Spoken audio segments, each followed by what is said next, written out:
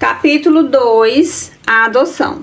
Mesmo muito pequena, aos 3 anos de idade, eu já fazia companhia para uma senhora conhecida da mãe, que morava a uns 15 minutos de distância, indo a pé, lá no alto de uma colina. Ela se chamava Caxia, a quem carinhosamente a chamávamos de tia Caxia. Ela tinha 2 filhas, que já eram casadas, não moravam com ela, e um filho que morava com ela.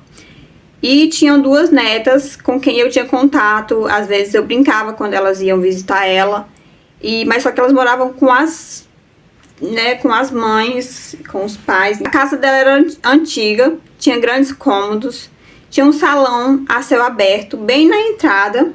E era de lá que eu olhava as luzes da cidade à noite, ao som dos sapos e grilos no silêncio da noite, à luz da lua. Não tínhamos energia elétrica, pois na época era coisa difícil. Era coisa bem difícil no interior naquela época ter energia elétrica. Então assim, não tinha chegado ainda a energia elétrica por lá. E a minha vontade era de morar lá onde tinha as luzes, na cidade grande. Sempre gostei de cidade grande. Então eu ficava admirando as luzes da cidade, imaginando como seria se eu morasse lá, porque eu me sentia muito só lá no interior.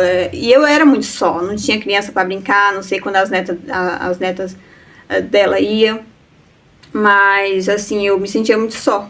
Era só eu e ela praticamente. Carrego as lembranças dos banhos de balde.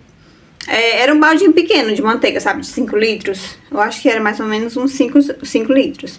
Ela pegando água com a palma da mão e me banhando. Dos meus banhos de grota no inverno, que aliás o local parecia o paraíso no inverno. Tudo verdinho, riachos por todos os lados. Lembro de pegar águas das cacimbas, de atravessar o rio com água batendo na cintura para ir visitar meus irmãos, que era a única passagem que tinha. E no inverno, quando chovia bastante, essa passagem ficava, que era a passagem, na verdade era por dentro de um rio. Então no inverno enchia e aí para atravessar, para ir lá na casa da mãe, tinha que passar por dentro desse rio. Então tinha que atravessar com água na cintura. Minha mãe já separada conheceu meu primeiro padrasto, pai dos meus 4 irmãos mais novos. A partir daqui o sofrimento não foi só por falta de alimentação. Ele era alcoólatra e agressivo, que ao invés de multiplicar, de ajudar, ele quebrava tudo e o pouco de dinheiro que ele recebia de alguns bicos que fazia, ele gastava tudo com álcool. Era preciso esconder tudo que era de arma branca, né? Tipo faca, foice, essas coisas que podem machucar, que machucam. A gente precisava esconder nos matos, né? Pra ele não achar. Porque se ele achasse, o pior poderia acontecer. Ele se transformava, ficava tipo um monstro quando ele bebia. Parecia assim que ele tinha sido, sabe, possuído. Muitas vezes a mãe e meus irmãos foram dormir no mato mesmo, na mata. Pois ele quebrava tudo, jogava tudo pra fora de casa, agredia a mãe, falava que queria fazer o pior com ela, né, o tempo todo. Ele ficava rangindo os dentes, ficava com o olho arregalado. E aí ele não dormia à noite, ele era a todo momento agressivo, bagunçando, quebrando, falando que ia fazer coisa ruim, sabe? Então assim, a gente não confiava em dormir lá, porque a gente tinha medo de quando estivesse dormindo, ele, sabe, fizesse alguma coisa com a gente, principalmente com a mãe, que ele sempre procurava fazer com ela, né, coisas ruins, enfim. Mas nessa época a mãe tomou a decisão de me entregar para ser criada pelo meu avô materno. Eu passei um tempo com essa senhora, e aí depois disso, eu tenho... porque assim, as lembranças, elas são um pouco vagas, sabe? Elas são tipo assim, elas são resumidas na minha mente, né? Porque eu era muito nova. Eu escrevi e eu tô contando pra vocês as lembranças que vêm à minha cabeça. Naquela época as circunstâncias eram difíceis pra ela. Ela enfrentava desafios que iam além das forças, né? Pra criar os filhos. E com esse companheiro agressivo, sem nenhuma rede de apoio, né? Ela não tinha, como eu falei, a mãe dela faleceu quando ela era bebê, então ela não conheceu. O vô, ele não dava muito apoio. E foi assim que cheguei aos braços do vô. Um homem sábio, trabalhador e de poucas palavras. Ele aceitou a responsabilidade de me criar. Do jeito dele, claro, preenchendo o papel de pai em minha vida. Em sua presença, encontrei segurança, apoio. Lembro de ir nas cacimbas com ele. Ele tinha um jumento, um cavalo e 2 cachorros. Então, muitas vezes, ele ia pegar água de manhã nas cacimbas, né, com os barris, colocava os barris é um negócio que coloca no jumento, eu esqueci como é que é o nome. Enfim, coloca essa coisa em cima do jumento e colocava os barris dos lados. Aí eu ia pegar com ele, às vezes eu ia em cima do jumento, às vezes eu ia atrás. E aí eu lembro também que ele tinha 2 cachorros. É incrível que eu lembrei até o nome esses dias. O nome de um era Campeão e o outro era chamado Gigante. E esses cachorros, nossa, a gente gostava muito deles. E eles viveram por muitos anos também. Eu acho que, inclusive, eles faleceram de velhice mesmo. Ao longo dos anos, eu fui crescendo sem a presença da mãe, tendo a sensação de que não a conhecia. Eu queria vê-la, eu não queria vê-la. Algumas das poucas visitas que ela fazia, não tinha vontade de ver ela. Não sei porquê, eu tinha sentimento. A falta de recursos nunca me impediu de sonhar. Eu sempre acreditei na importância da educação, mesmo que enfrentasse dificuldades para acessá-la. Lembro-me dos dias que estudava à luz de lamparinas, de lampião, coisa chique na época, né? Porque nem todo mundo tinha. O vô tinha um lampião, que era uma coisa assim que eu lembro que só ele tinha. Pelo menos as pessoas que eu conhecia, era só ele que tinha esse lampião. O restante das pessoas era lamparina. Nós não tínhamos eletricidade. Meu primo, um dos meus primos, né? E minha irmã, a Lu, que além de irmã, sempre foi minha melhor amiga. Andávamos por horas para chegar no colégio mais próximo, debaixo de um sol quente de uns 40 graus, gente, sem água, sem comida e sem nada para repor energia. O único momento que nós tínhamos assim uma reposição de energia era na hora da merenda da escola, que era a melhor hora, né? A hora que a gente já tinha uma alimentação, enfim. E a gente não tinha nem sapato, nem assim, uma sandáliazinha fechada, como muitas famílias de mais condições tinham, né? A gente só tinha uma chinelazinha havaianas, ou então aquelas sandálias do pé, aquelas mais simplesinhas. E aí a gente ia sentindo a quentura nos pés, a quentura dos locais de areia quente entrava nos pés, enfim. Levávamos um pequeno caderno de capa mole, um lápis e uma borracha dentro de um saco de arroz ou de uma sacola branca fina. E eu lembro, gente, tem momento que eu lembro até do cheirinho dos materiais novos que a gente ganhava, dos livros que a gente ganhava, de aquele cheirinho maravilhoso. Não tínhamos tênis, que era luxo na época, né? Nem qualquer outro sapato fechado, somente chinelo de cabestro, o que não era suficiente para proteger nossos pés da areia quente. No inverno, nosso tio Zé nos acompanhava até o rio, pois ajudava na travessia pela correnteza, né? Que era perigoso atravessar só, muitas vezes a gente não conseguia, então ele ia, pegava nós no colo e atravessava até o outro lado do rio. Crescer em uma família humilde no interior me ensinou a apreciar as coisas simples da vida. Hoje, olhando para trás, sou grata pela minha origem humilde. Ela me deu força, resiliência e uma paixão ardente para buscar os meus sonhos. Nossa, gente, meu olho tá ardendo muito, mas não é nem normal. Ai, peraí. Deixa eu ver aqui o papelzinho. Tá ardendo muito, mas além de eu ter me emocionada, porque também minha maquiagem entrou no olho, o protetor também entrou. Ela me deu força, resiliência e uma paixão ardente para buscar meus sonhos. Aprendi que não são as circunstâncias que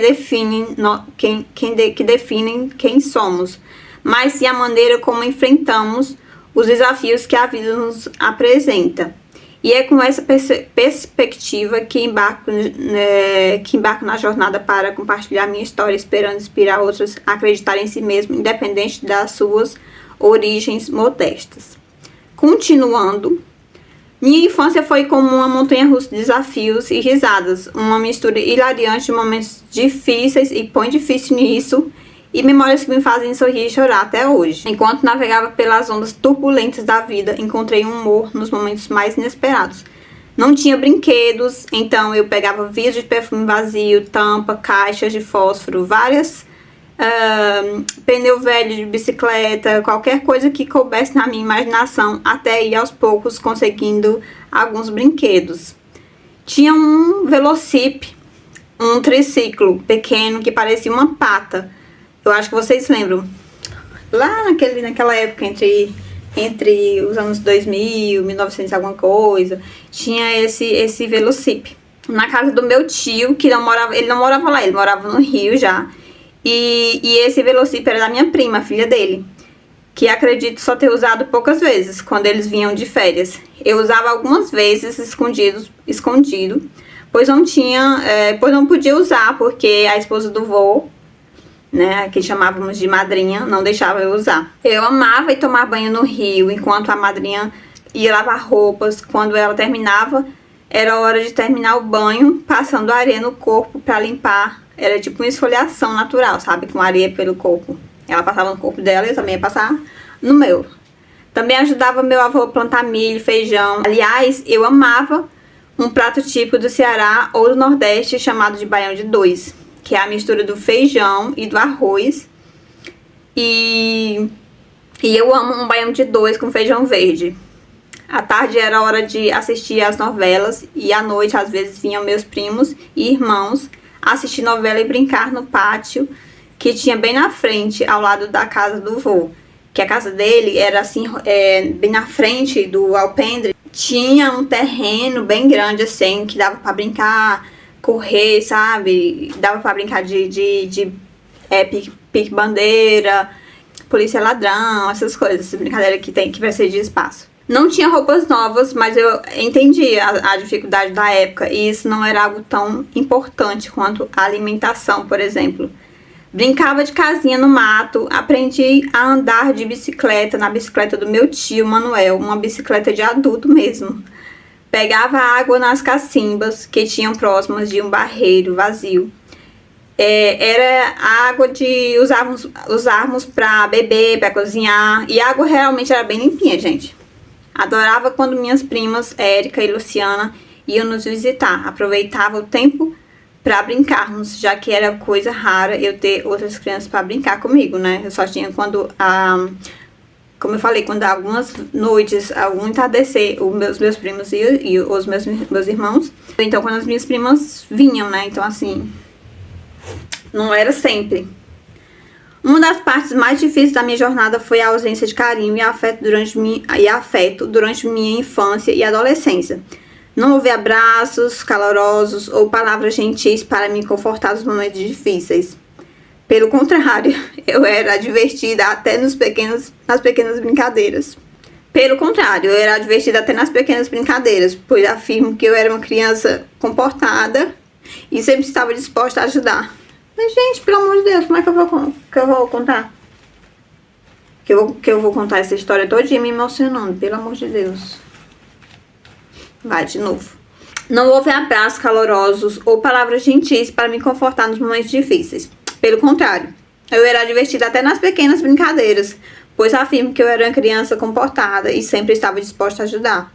Teve um ano em que eu ia andando até a estrada principal, esperar uns primos distantes para irmos de bicicleta para o colégio. E sempre que o rio estava cobrindo a ponte, eles achavam engraçado me derrubar dentro da água.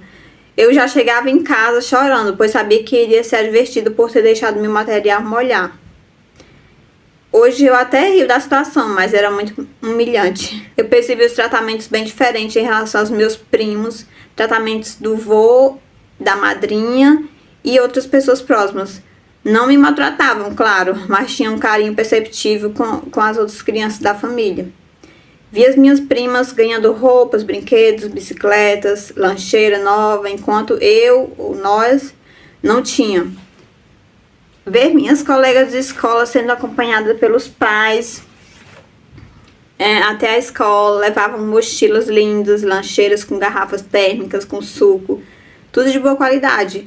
O bom é que meu sentimento era só de observar, mas eu não me deixava ficar triste por não ter. Quando eu era criança, era difícil até ganhar algo usado, pois não tínhamos muitos conhecidos e era um tempo difícil em que as pessoas não doavam muitas roupas, muitos brinquedos, etc. Isso foi mudar na minha adolescência, quando já morávamos na cidade. Passamos a receber algumas doações. E aqui termina o capítulo 2. A gente vai para o capítulo 3, o retorno para casa. Vou ver quando é que dá pra mim gravar pra vocês. E é isso, gente. Se você gostou, deixa seu like, deixa um comentário, sua pergunta, o que você achou desse capítulo. Conta pra mim como foi a infância de vocês, faz um resuminho aí, se foi parecido, se não foi, se foi bem diferente.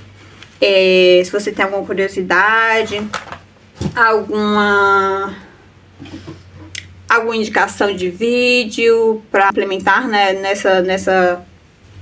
nesses capítulos, né? E é isso, gente. Até o próximo vídeo. Se você não é inscrito, se inscreve. Um beijo grande. Tchau!